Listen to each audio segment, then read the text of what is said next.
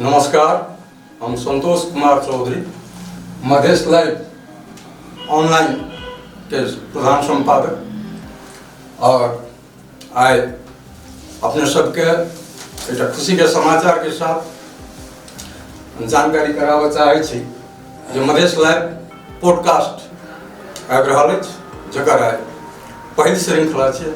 जनता Samajwadi party के राष्ट्रीय अध्यक्ष माननीय उपेंद्र यादव जी हम सबके आइ पहिल पॉडकास्ट में से उपस्थित भेला और उनका सर्वप्रथम हम स्वागत करै छी।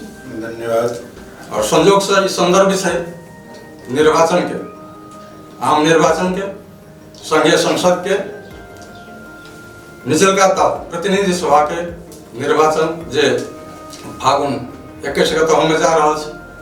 कल तक परसों तक ई संशय शायद छलै जे ई निर्वाचन सुनिश्चित छै अथवा नहीं छै। आई के डेट में जबकि निर्वाचन के मौन अवधि में प्रवेश करऽ के लेल मात्र 10 दिन बाकी छै, तय अवस्था में आम जनता की महसूस कर रहा है? निर्वाचन के प्रति के जे संशय छै से अखनो किछ हद तक छै अथवा आब निर्मूल भऽ गेलै। निर्वाचन प्री मैच्योर्ड स्टेज में आ रहल छै। निर्वाचन 84 में हो गए, लेकिन विगत में रहल सरकार, संयुक्त सरकार, कांग्रेस माले द्वितीय के नदी के सरकार, उस सरकार के अहंकार और दम और असफलता के कारण से असंवैधानिक रूप से संसद खत्म हो गई। संसद का सरकार नहीं बचा सकती, खुद सरकार अपने आप को ही बचा नहीं सकती, संविधानों को बचा नहीं सकती। सब चीज संविधान के ट्रैक से बाहर आ रहा है। और वही के कारण से जो घोषणा मिले तो लोग का एक आशा रहे कि सर्वोच्च में संवैधानिक इजलास बेंच एक व्याख्या होती कि संविधान सम्मत है या नहीं है। लेकिन कोर्ट भी की करके एरा पछाड़ी धर चुनाव के बाद तो व्याख्या जरूरत है, तो एक संशय होना स्वाभाविक एक कारण। दूसरा कारण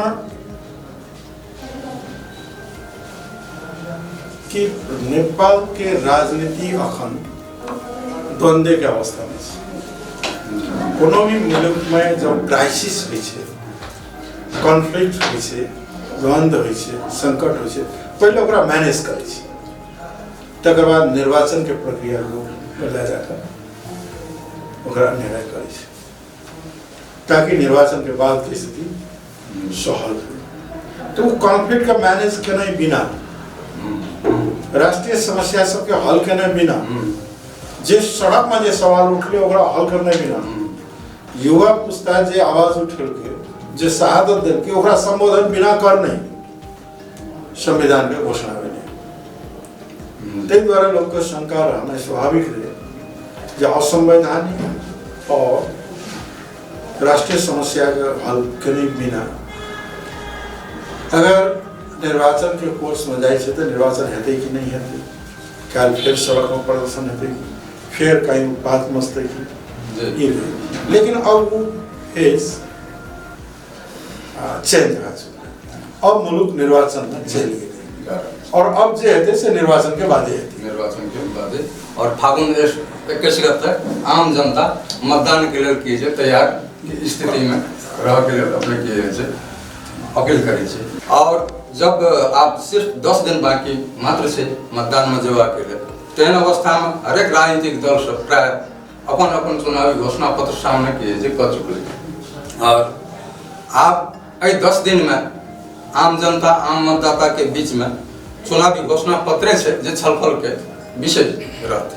और खासकर मधेश के सवाल पर जनता समाजवादी पार्टी प्रारंभे से जे नेतृत्व करते रहे, तो और पार्टी के अपेक्षा जनता समाजवादी पार्टी के जो घोषणा पत्र है तकरा की जो मधेसी पॉइंट ऑफ व्यू से देखल जा रहा है।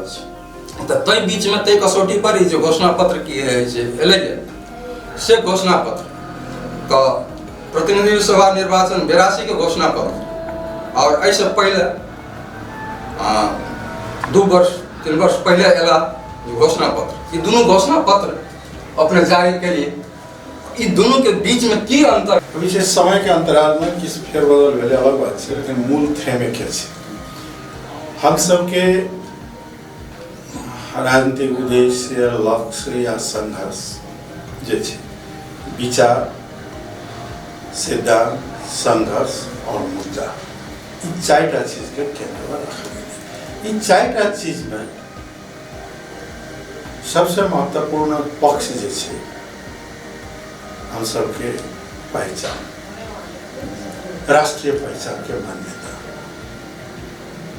नेपाल कई राष्ट्रीयता के मिलकर बनल देश है, एकेटा राष्ट्रीयता नहीं है, एकेटा राष्ट्र नहीं है।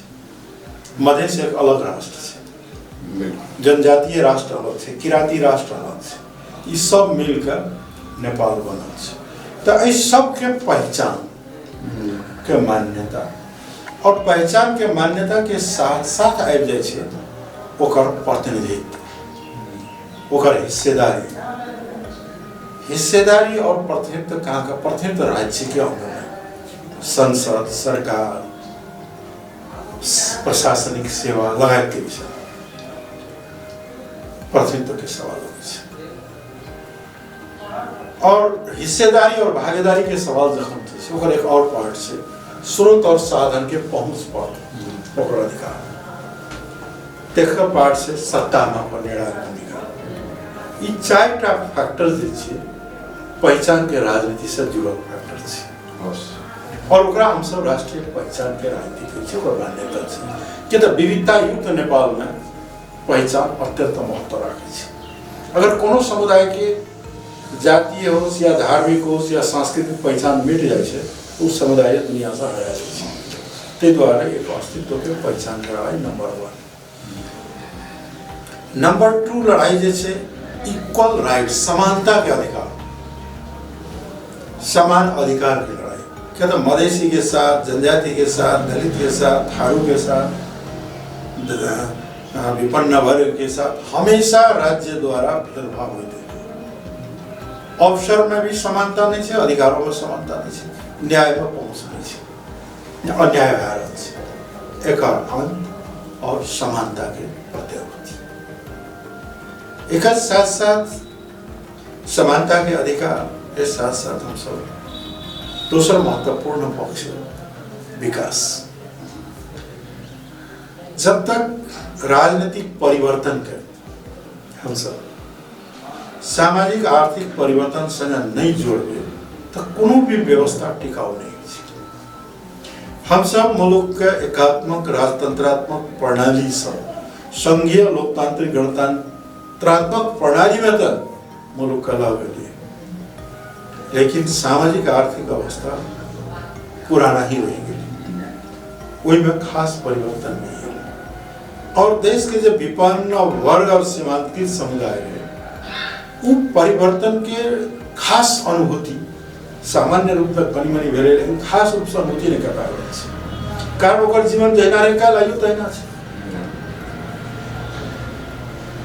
ते द्वारा की छै कि राजनीतिक परिवर्तन के सामाजिक आर्थिक परिवर्तन में रूपांतरित करऽ के लेल विकास और समृद्धि के रास्ता पर समृद्धि और विकास में जाए के रास्ता नेपाल के लिए छै। पहिलुक रास्ता छै कृषि के आधुनिकीकरण करना और ओकरा व्यवसायीकरण या औद्योगिकरण, ताकि कृषि में आधारित जो लाखों लोग के जीवन से वो जीवन स्तर उठते और रोजगारी भी प्राप्त करते। आगे बहुत सारा देश में के कृषि पर आधारित देश में लाखों लाख लोग के रोजगारी बैठ रहा है, व्यवसाय बैठ रहा है, समृद्ध जन डेनमार्क कृषि पर आधारित, इजराइल लोग देश कृषि पर कतर गाड़ी है, नेपाल में संभव है तो कृषि का उद्योग के ऊपर लाया।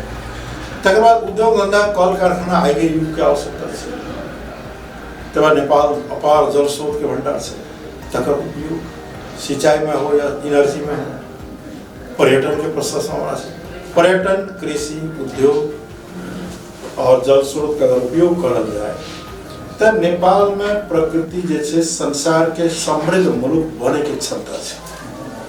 इतने क्षमता प्रकृति देने से, स्रोत देने से, लेकिन दुर्भाग्य की से गलत नीति, गलत योजना, गलत विचार के कारण से नेपाल दरिद्र से मायके खा पा रहा है। नेपाल तो दाता कंट्री बने के चाहिए, एक बात क्षमता से ये दात्री राष्ट्र बन सके, लेकिन मायके खा पड़े। ओकर मूल कारण की से कि राजनीतिक अस्थिरता। उदाहरण के लिए यहाँ के विगत में बहुदलीय व्यवस्था के इम्हर मात्र ले जाए तो लगभग 35 साल पार क्या चले, और एक 35 साल में 30टा सरकार बदल, वर्षनी सरकार बदल, 35 वर्ष में 30 सरकार बदलते हैं। राजनीतिक दल का फोड़फाड़, सरकार बनाओ सरकार तोड़ो, वही में राजनीतिक शक्ति सब इंगेज रहते।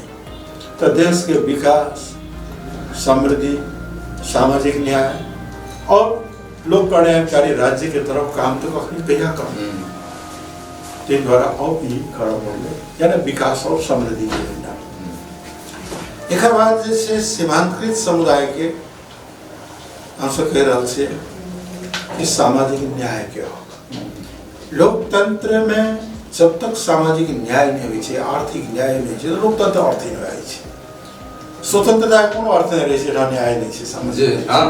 सामाजिक न्याय का मतलब है कि राज्य के द्वारा जो प्रदान किया जाए है ना, संपत्ति, वेल्थ, अपॉर्चुनिटी और पावर, में बिना विभेद, बिना भेदभाव समान साझेदारी अखंड के प्रसंग होने पर सामाजिक न्याय के सवाल से, प्रमुख सवाल से, आर्थिक न्याय के सवाल से।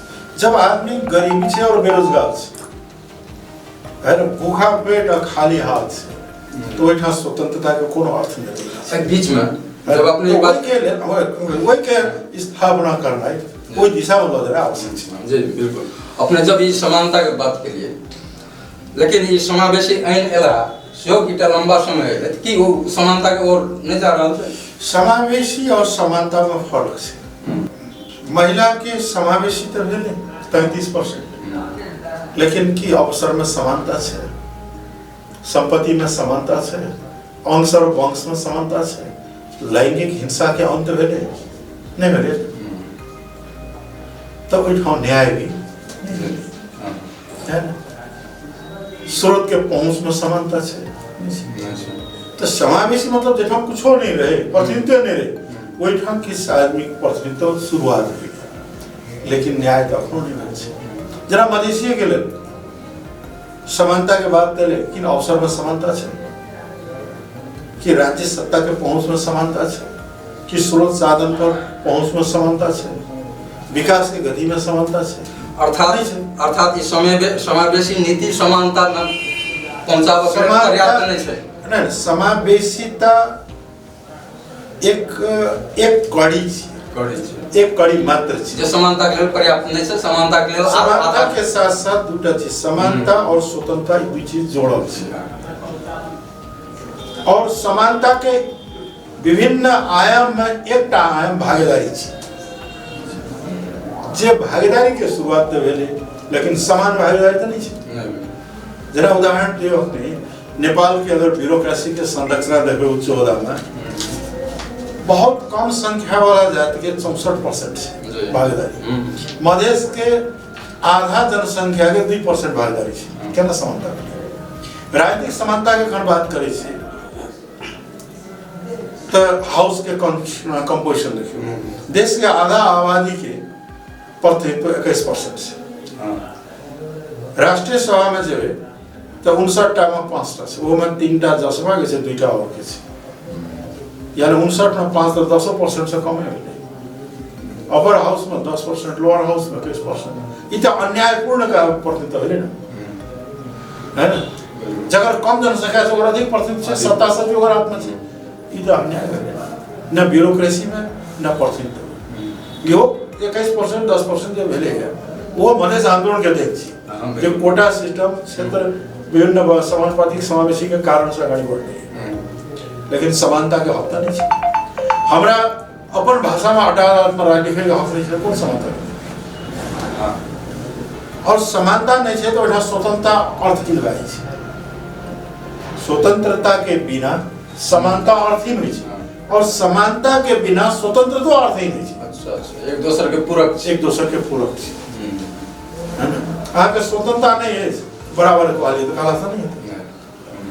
जना उदाहरण के देखल जाए दुनिया में जे साम्यवादी मुल्क सब जे प्रयोग केलकै कम्युनिस्ट सत्ता सब समानता में तो जोड़ देलकै। हाँ की छ हद तक समानता का प्राप्त हो केलकै आर्थिक समानता, लेकिन स्वतंत्रता नहीं है। वो समानता है ना जेल के बंदी जो खा है। पूंजीवादी मुल्क में साम्राज्यवादी मुल्क में स्वतंत्रता व्यापक है ना, लेकिन समानता नहीं है और समानता भी व्यापक है। तो उस स्वतंत्रता कौन अर्थ है द्वारा स्वतंत्रता और समानता का संरक्षण दिया पड़ता है। हाँ तबे जाकर कहा लोक कल्याणकारी समाज के निर्माण कर सके। ठीक है। तेकर बाद हमर सबके दोसर महत्वपूर्ण है कि नेपाल में जे सीमांतकृत समुदाय है, मधेसी समुदाय, आदिवासी जनजाति, दलित, महिला, मुस्लिम, थारू लगायत के पिछड़ा वर्ग लगायत के जो अल्पसंख्यक समुदाय है, वो अल्पसंख्यक समुदाय सैकड़ों वर्ष शासन सत्ता और शक्ति के द्वारा बहिष्कृत किया गया। वो बहिष्कृत के चलते वो आर्थिक रूप से शोषित है, राजनीतिक रूप से प्रतिनिधित्व वंचितीकरण से और सामाजिक रूप से वो अवहेलित है। मुल्क में जकर जनसंख्या करके 2/3 के बराबर है। 2/3 के जनसंख्या का अलग रहकर जो चाहे हम मुल्क का विकास और समृद्धि और ला देवे असंभव है। ते द्वारा विभेद और असमानता का अंत करना हमारा सबके महत्वपूर्ण एजेंडा है। जी, तो अपने जब ये धारणा व्यक्त कर रहा है और राजनीति एक माध्यम से और उप जैसे राजनीति जैसे से प्रतिबिंबित है संसद के रूप में, जनप्रतिनिधित्व के रूप में। और अपने जो घोषणा पत्र पहले से शुरू से कहते आ रहे जे जनसंख्या समान जनसंख्या के आधार में समानुपातिक प्रतिनिधित्व। तो ये जे धारणा से समान जनसंख्या के आधार में समानुपातिक प्रतिनिधित्व होगा चाहिए कि जब तक इ नहीं हेतै ता तक वो समानता जैसे नहीं बन सकता। राजनीतिक समानता संभव नहीं है, असंभव है। लोकतंत्र में जनसंख्या के आधार में प्रतिनिधित्व का मूल आधार जना भारतीय में उत्तर प्रदेश से 80टा संसद से प्रतिनिधि, बिहार से 40टा, बंगाल से 42टा, महाराष्ट्र 45टा, वही सिक्किम से 1टा, पांडिचेरी से 1टा, आसाम से 1टा।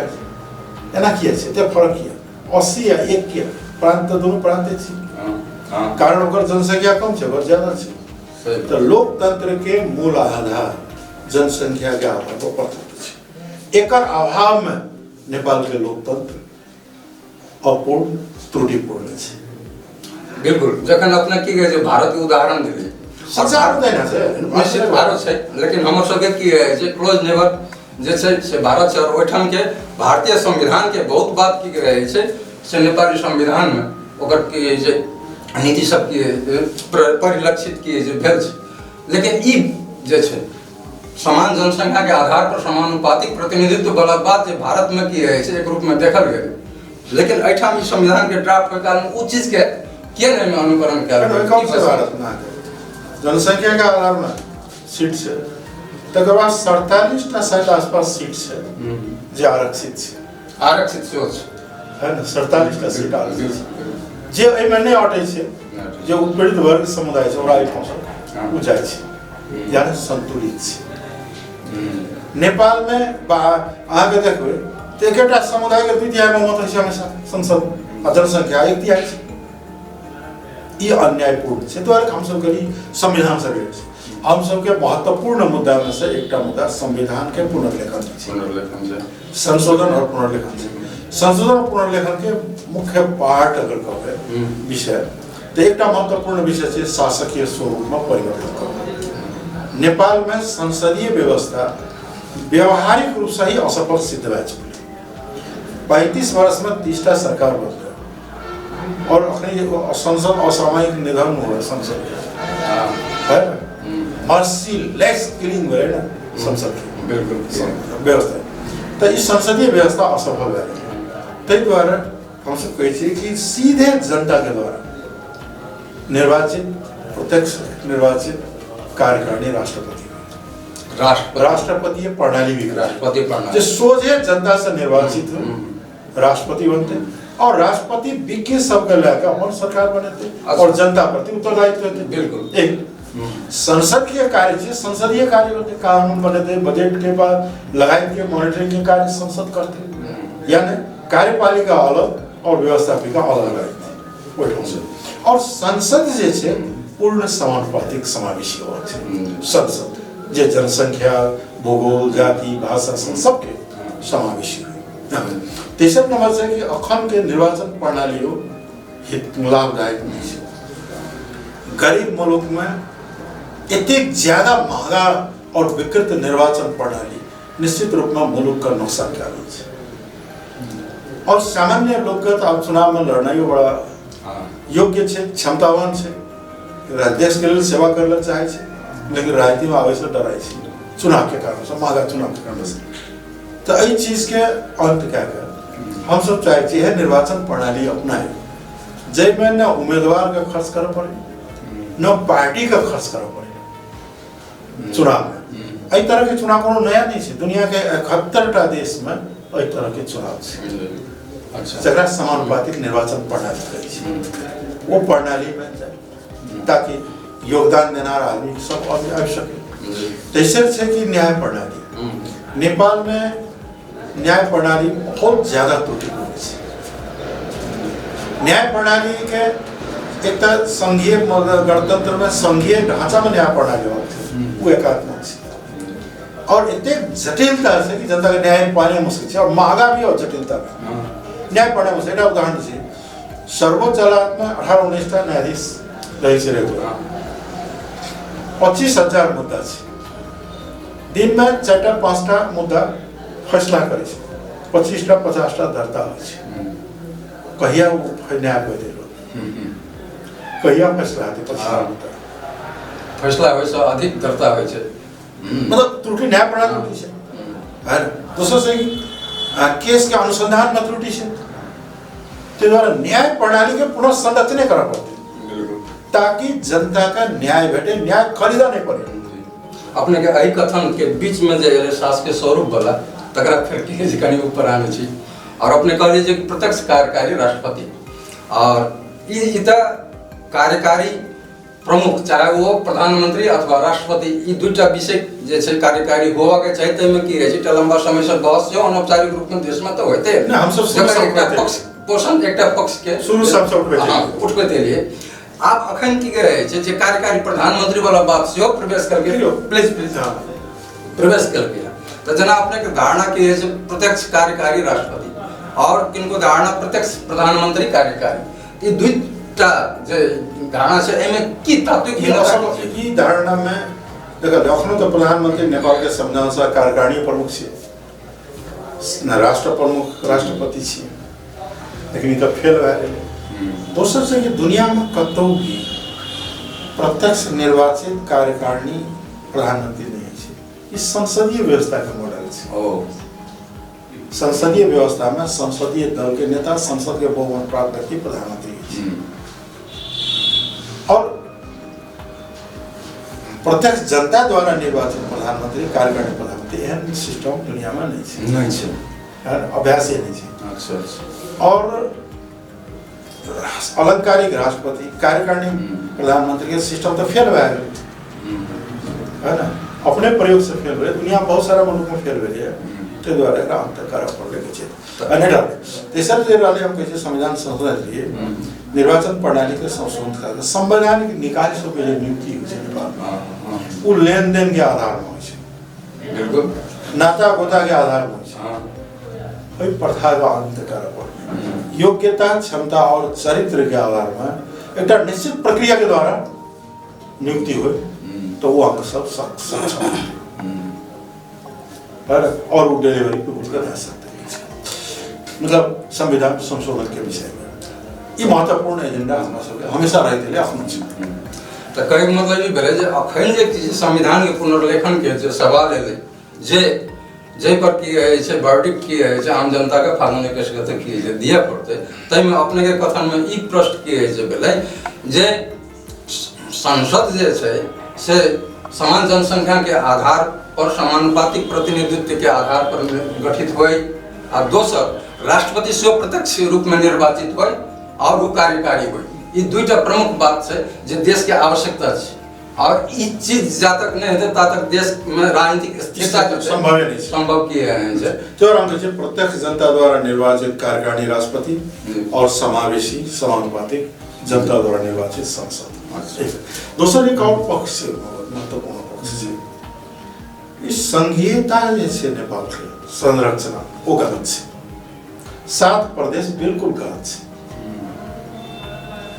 संघीयता पहचान पर आधारित होती है। उच्च स्तरीय राज्य पुनर्संरचना आयोग भी पहचान और सामर्थ्य पर प्रदेश के निर्माण करो पुनर्संरचना कर 7 प्रदेश अवैज्ञानिक अव्यवहारिक है। 7 प्रदेश के संरचना एहि ढंग से ख्याल में नहीं है जे एकटा शासक वर्ग शासक जाति रणो काल में शासन केलके राजो काल में शासन केलके पंचायतों काल में केलके बहुदलीय काल में केलके वही जाति के वर्चस्व कायम राखऽ के लेल प्रभुत्व कायम राखऽ के लेल उ शोषक शासक बनऽ के लेल और को शोषित और शासित बनावऽ के लेल ई 7 प्रदेश के संरचना छै जे गलत छै। एरो मधेश में जिसे मांगल के मधेश छै अंतरिम संविधान में लिखल छै स्वायत्त मधेश प्रदेश है। फिर मधेश के 5 टुकड़ा किया, पूरब में किराती सबको खंडित किया, पश्चिम में मगरान सबको खंडित किया।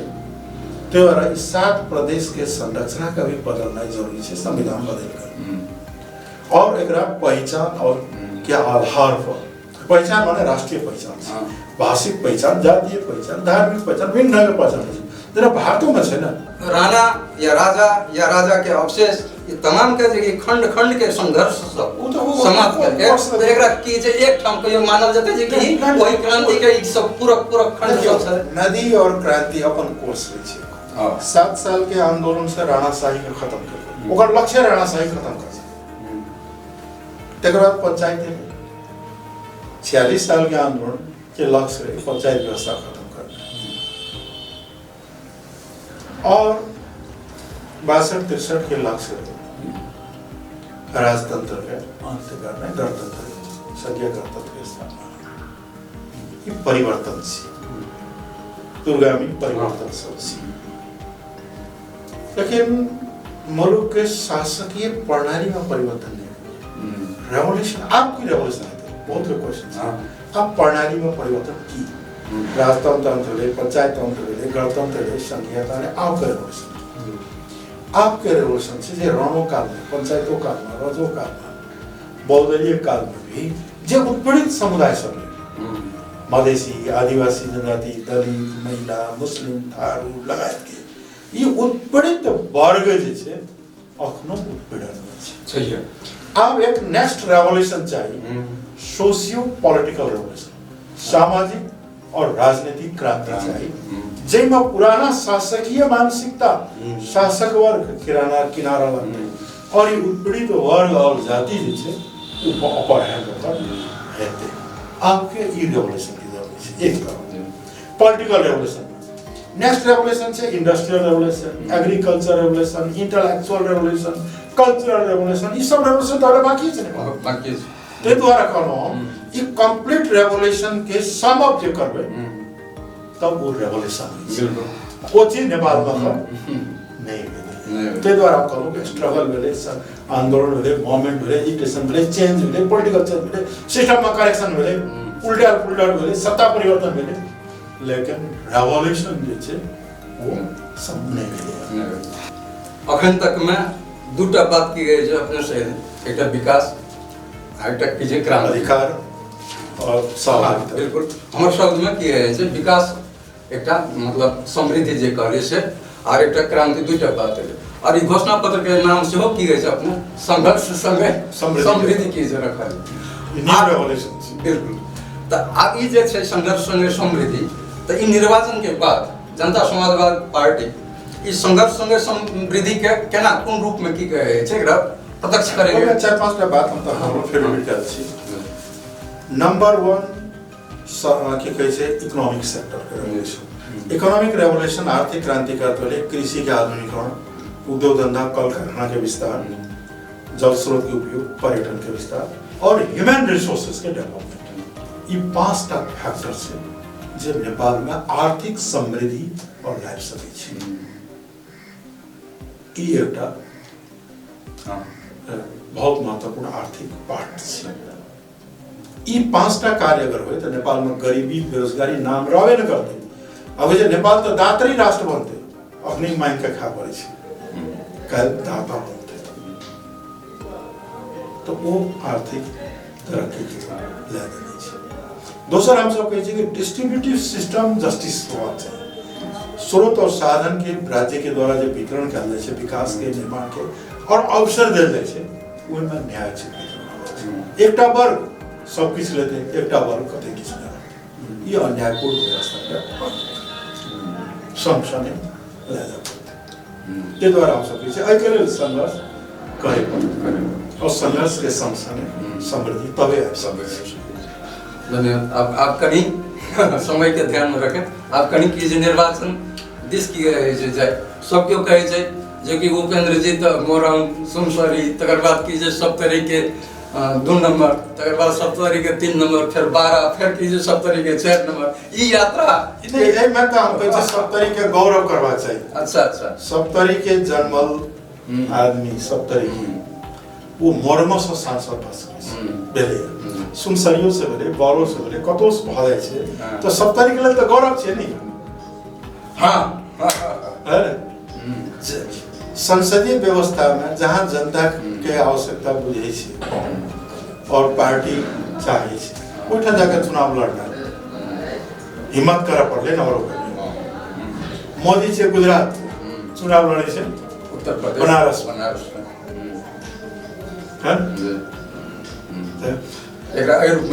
रूप में ले जाए कि जे राजनीति करे वाला व्यक्ति से वो देश में कतो से जाकर चुनाव लड़े की हिम्मत कर पड़े ना। बिल्कुल।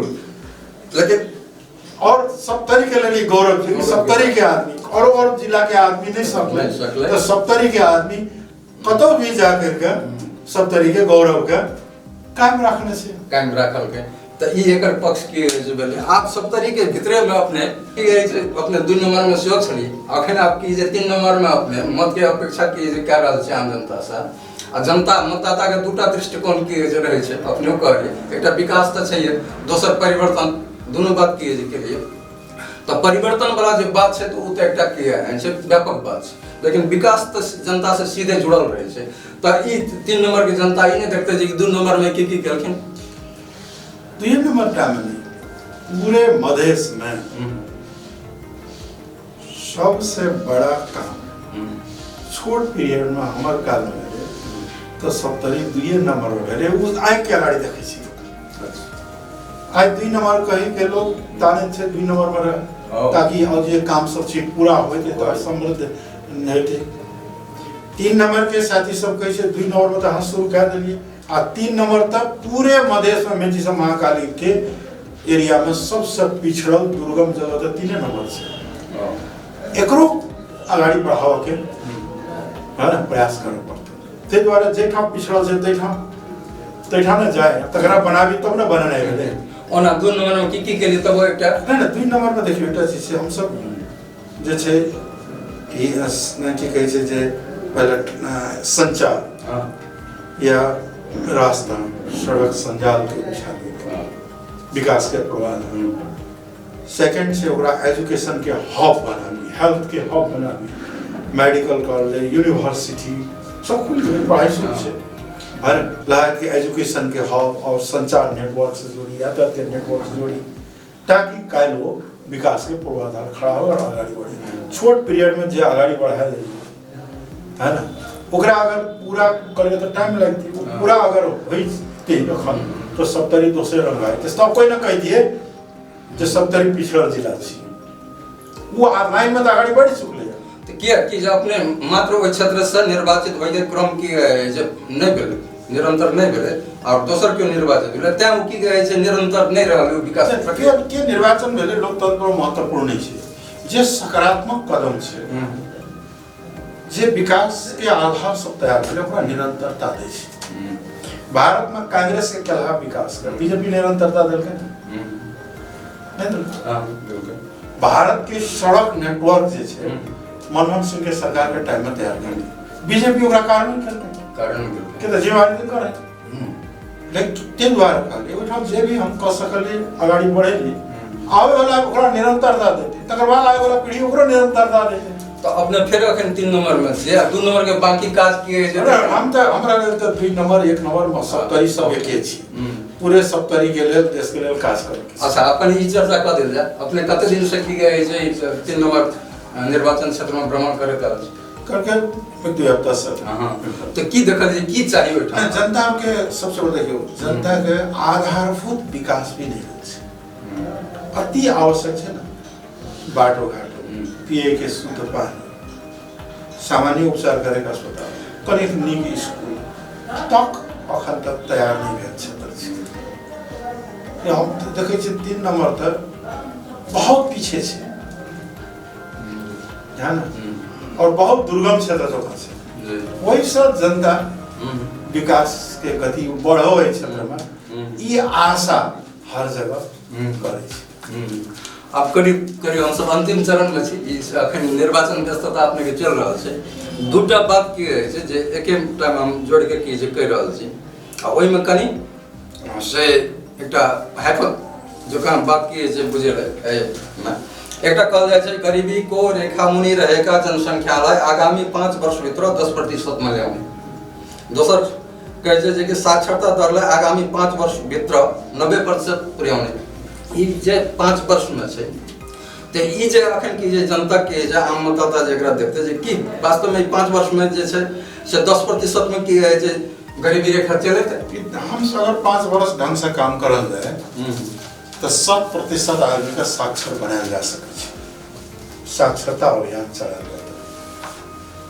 है, स्टेट अगर साक्षरता अभियान चलावी तो 5 वर्ष में से संभव छै, लेकिन वो तत्परता पूर्वक लगा पड़ते हैं। नंबर 1। दोसर जे छै हम सब एठाम कृषि का औद्योगिकरण के बात करै छी, उद्योग के वातावरण बना छै।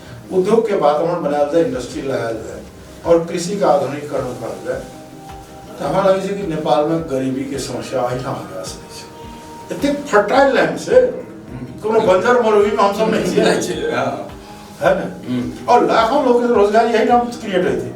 अखनो तो देश के बड़का जनशक्ति तक कृषि में लागल छै ना, ओकरा विज्ञान और प्रगति से जोड़ दे के छै, उत्पादन के वृद्धि कए दे के छै, तो अखनी जते इंगेज छै ओकर तो कई गुना के आवश्यकता पड़ती है। ई संभव छै, संभव नहीं तो सामान्य बात छै, करे ले चाहे तो। चूंकि निर्वाचन अखन चल रहल छै और निर्वाचन के रफ्तार में अपने छी, तो आम मतदाता, आम नेपाली मतदाता से अपने की कमाई मतदाता के हमर कथन छै 3टा चीज के लिए हम सब प्रयास छै। नंबर 1 अधिकार, समान अधिकार और स्वतंत्रता सबके लिए, सामाजिक न्याय सबके लिए प्राप्ति के जो संघर्ष है एकरा आगे बढ़े। दोसर छै संघर्ष संग संगे विकास और समृद्धि के यात्रा।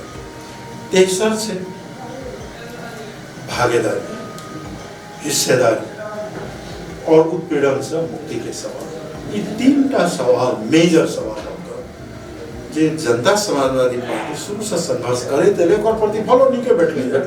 एकरा अभियान का आगाड़ी बढ़ावा के लेल और जे छै और विभेद असमानता का अंत करे के लेल जनता समाजवादी पार्टी के जनता साथ दी।